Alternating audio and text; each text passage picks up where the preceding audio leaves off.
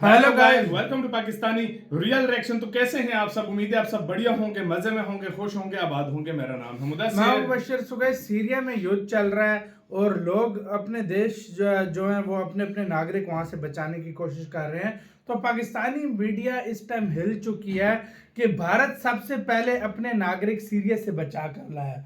मतलब सबसे पहले अपने नागरिक बचा के भारत अपने देश वापस ले आया सीरिया से। ये है बहुत बड़ी बात है भाई, अपने लोगों की कितनी फिक्र है यार भारत। ये तो है यार। तो पहले देखते हैं, काउंट करते हैं, रेड 1 एंड स्टार्ट। अभी आपको बताएं कि शाम में फंसे सीरिया में विद्रोहियों के सत्ता हासिल करने के बाद भारत ने सीरिया से 75 नागरिकों को निकाला। शाम में बदलती हुई सूरत हाल के बाद हमने आपको बताया था, एक बार फिर आगाह करते हैं कि तकरीबन 300 के करीब ऐसे पाकिस्तानी हैं जो कि वहां पर फंसे हुए हैं। निकाले गए लोगों में जम्मू और कश्मीर के 44 तीर्थयात्री शामिल थे जो सैदा जैनब में फंसे हुए। इसमें पाकिस्तान के लिए क्या लेसन है मैं वो आपको बताऊंगा। 1.5 बिलियन की आबादी को अपनी फैमिली कह रहा है। दुनिया के बड़े लीडर्स इस वक्त अपनी स्टेटमेंट्स इसके लिए जारी कर रहे हैं कि जो इस वक्त सीरिया में हालात हो चुके हैं। ये होते हैं बेसिकली इमोशंस, ये होती हैं फीलिंग्स जो आप अपने फैमिली के लिए फील करते हो। नरेंद्र मोदी ईरान के लिए सीरिया बड़ा इंपॉर्टेंट था क्योंकि ईरान अपनी सारी की सारी, अगर आप ये देखें लेबनान का मैप देखें तो सारी की सारी जो सप्लाईज थी ईरान अपनी सीरिया से लेबनान में भेजता था, जहां से उसने हिजबुल्लाह को मजबूत किया हुआ था। 1974 के मुआहदे के बाद पहली बार इसराइली फौज बफर जोन में दाखिल हुई, जबकि इसराइली फौज शामी शहर कन्नेतरा में भी दाखिल हो गई है। मैं तो बड़ा हैरान हूँ, मतलब मेरे लिए तो ये बड़ी अचंभे की बात है कि ये कैसे चीज जो है वो हो सकती है। और वो अपना जो दिवाली सेलिब्रेशन है वो बॉर्डर पे जाके एक सोल्जर की वर्दी में अपने जवानों के साथ खड़ा है जो बॉर्डर पे खड़े हैं। कौन सा ऐसा प्राइम मिनिस्टर है? साबिक DG ISI general retired Faiz Amin साहब के खिलाफ जो चार्जशीट है वो बकायदा पेश कर दी गई है। बाज़ाब्ता तौर पर उनके खिलाफ चार्जशीट जो पेश की गई उनको चार्जशीट कर दिया गया है। कौन सा ऐसा प्राइम मिनिस्टर, आप मुझे बता दें, कोई मुल्क, किसी मुल्क का प्राइम मिनिस्टर उठा दिखा दें जो इस कंडीशन में एक सोल्जर की वर्दी में दिवाली अपना सेलिब्रेशन करने जाए बॉर्डर पे अपने जवानों के साथ जो वहाँ पे अपनी फैमिलियों से दूर है। हेलो फ्रेंड्स, जय हिंद। हिंदुस्तान स्पेशल में आपका स्वागत है। दोस्तों, सीरिया में जारी उठा पटक के बीच भारत के लिए एक अच्छी खबर है। बशर अल असद की सरकार के खिलाफ तख्ता पलट के बाद भारत ने अपने 75 नागरिकों को सकुशल सीरिया से वापस निकाल लिया है। जी हाँ, भारत ने सीरिया में विद्रोही लड़ाकों की ओर से बशर अल असद की सरकार को सत्ता से हटाए जाने के 2 दिन बाद वहां से 75 भारतीय नागरिकों को निकाला। विदेश मंत्रालय ने कहा है कि विदेश में रह रहे भारतीय नागरिकों की सुरक्षा सरकार की सबसे बड़ी प्राथमिकता है। विदेश मंत्रालय के बयान के मुताबिक ये अभियान दमिश्क और बेरूत में मौजूद भारतीय दूतावास की देखरेख में चलाया गया। विदेश मंत्रालय ने बताया कि सीरिया में सुरक्षा स्थिति का आकलन करने के बाद ये कदम उठाया गया है। इनमें जम्मू कश्मीर के 44 जायरीन भी शामिल हैं जो सैदा जैनब में फंसे हुए थे। सभी भारतीय नागरिक सुरक्षित रूप से लेबनान पहुंच गए हैं। अब पाकिस्तानी मीडिया ये चर्चा कर रहा है कि हमारे नागरिक अभी भी वहां फंसे हुए हैं, लेकिन पाकिस्तान इस बारे में कुछ भी नहीं सोच रहा। तो यहाँ पे बेसिकली पॉइंट यहाँ पे ये है, अब देखें इंडियन प्राइम मिनिस्टर का हमें कहाँ रोल नजर आया। इंडिया के अंदर तो जो आया ही आया, इंडिया को एक चौथी बड़ी इकोनॉमी बना के वेल सेटल्ड कंट्री बनाना, उसके बाद उनकी अपनी लोकल मैन्युफैक्चरिंग के ऊपर काम करवाना, IT हब के ऊपर काम करवाना, उनके हैदराबाद सिटी को, मुंबई सिटी को मॉडर्न सिटी बना देना, ठीक है, एयर टैक्सी चला देना गोवा में, ये तो हमें नजर आया। अंडर वाटर ट्रेन चला देना, ये चीज़ें हमें नजर आई हैं। लेकिन इसके साथ साथ उन्होंने अपने नेबर कंट्री के साथ कहाँ पे साथ दिया? हमने कभी इस चीज़ के ऊपर गौर किया? नहीं। अब मुद्दा यहाँ पे है कि उन्होंने इसराइल फ़लस्तीन जंग में इसराइल को भी सपोर्ट किया, फ़लस्तीन को भी सपोर्ट किया, रशिया यूक्रेन वॉर में रशिया को भी सपोर्ट किया, यूक्रेन को भी सपोर्ट किया। क्यों किया? क्योंकि वो अपना जो ताल्लुक है, रिलेशन है, अपने नेबर कंट्री के साथ ख़राब नहीं करना चाहते ना। मुद्दा यहाँ पे तो ये नज़र आता है, इंसानियत का मुद्दा नज़र आता है, अमन का मुद्दा नज़र आता है। अब यहाँ पर एक पॉइंट उठता है कि पाकिस्तानी प्राइम मिनिस्टर कहाँ पर खड़े हैं।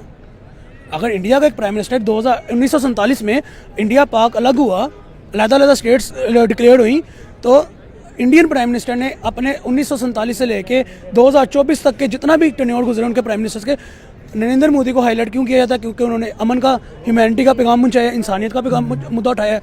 पाकिस्तानी प्राइम मिनिस्टर में से नवाज शरीफ को या शहबाज शरीफ को या इमरान खान को क्यों नहीं हाईलाइट किया जाता? इसलिए नहीं किया जाता कि इन्होंने अपने मुल्क के अंदर एक दूसरे की टांगें खींची हैं। इन्होंने अपने मुल्क के अंदर रहते हुए, लेकिन हमारे प्राइम मिनिस्टर्स भी तो जाते हैं ना, यूके जाते हैं, स्पेशल अपने इलाज के लिए जाते हैं। यूके उनका सेकंड घर नजर आता है। सेकंडली अगर देखा जाए तो कभी बात से खिलाफ करूंगा कि उनका सेकंड घर यूके नजर नहीं आता, उनका फर्स्ट घर यूके है, सेकंड घर जो पाकिस्तान है। क्यों? पाकिस्तान को सिर्फ उन्होंने खाना है, लूटना है। आप देखें, एक प्राइम मिनिस्टर ने 35 साल हुकूमत की आपके ऊपर, लेकिन आपका मुल्क आज तक 35 साल हुकूमत के अंदर इतना डिजिटलाइज हो ही नहीं पाया। कैसे पॉसिबल है ये? नरेंद्र मोदी ने 15 साल हुकूमत की है ना, अभी तो उनका तीसरा टेन्योर चढ़ा है, 15 साल अभी पूरे भी नहीं हुए, लेकिन उन्होंने इंडिया को नहीं, कम से कम कुछ कंट्रीज को डिजिटलाइज कर दिया, कुछ सिटीज को डिजिटलाइज कर दिया, इंडिया को उन्होंने चौथी बड़ी इकोनॉमी बना दी। हमारे प्राइम मिनिस्टर 35 साल हुकूमत करने के बाद पाकिस्तान को क्यों बड़ी इकोनॉमी नहीं बना सके? ये वजह क्या है? वजह सिंपल सी एक बात पीछे है, करप्शन। बस इन्होंने सिर्फ देखा हमारे यहाँ सस्ते बन जाए, हमारी जो 7 नस्लें हैं आराम से घर बैठ के खा लें, पाकिस्तान जाए भाड़ में, ठीक है?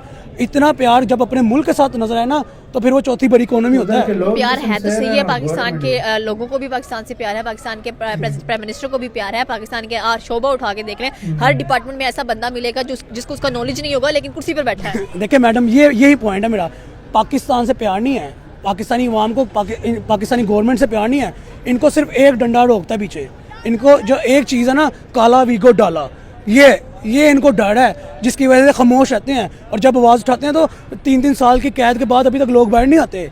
ये मुद्दे हैं। आप इसी के साथ यार वीडियो खत्म। यार हमारी जिस तरह अवाम वैसा लीडर, इंडिया में जिस तरह अवाम वैसा लीडर, सीधी सी बात है, अवाम ठीक होगी लीडर सही मिलेगा, अवाम नहीं ठीक होगी नहीं मिलेगा। सीधी सी बात है, इंडिया की जो अवाम है वो कितना अपने देश के साथ सिंसियर है, कितना अपने देश के लिए काम करना और पहचान करती है। इधर के बिजनेसमैन के पैसा थोड़ा सा कमाया, बाहर इन्वेस्ट कर दिया। हाँ। सबसे बुरा पार्ट पता है क्या?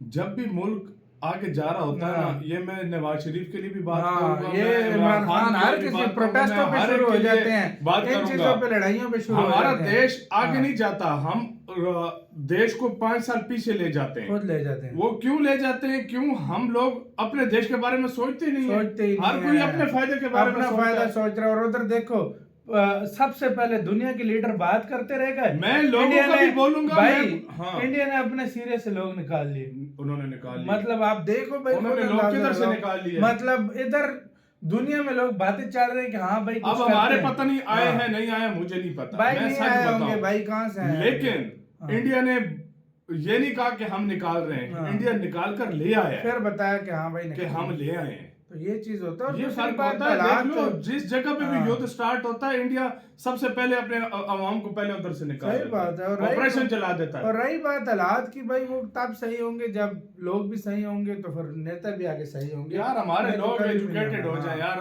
पढ़े लिखे, बस थोड़ा समझ बूझ आ जाए, बस यही बहुत। इधर बरियानियां दो निकल के बाहर प्रोटेस्टों पे शुरू हो जाते हैं, कभी क्या, ये सारी पार्टियां हमारी। देखो प्रोटेस्ट हर जगह होते हैं, इंडिया में भी होते हैं, सब कुछ हर जगह होते हैं प्रोटेस्ट यार। एक तरीके का होना चाहिए, एक तरीके का होना चाहिए कि यार जो जायज मांगे हैं उस पे होना चाहिए। तो गाइस आपको क्या कहना है? इधर प्रोटेस्ट लाते हैं भाई, कहते हैं जंग पे जा रहे हैं, तो आपका किसके कहना है? अपने राय बताना, अपना बहुत ज्यादा ख्याल रखना।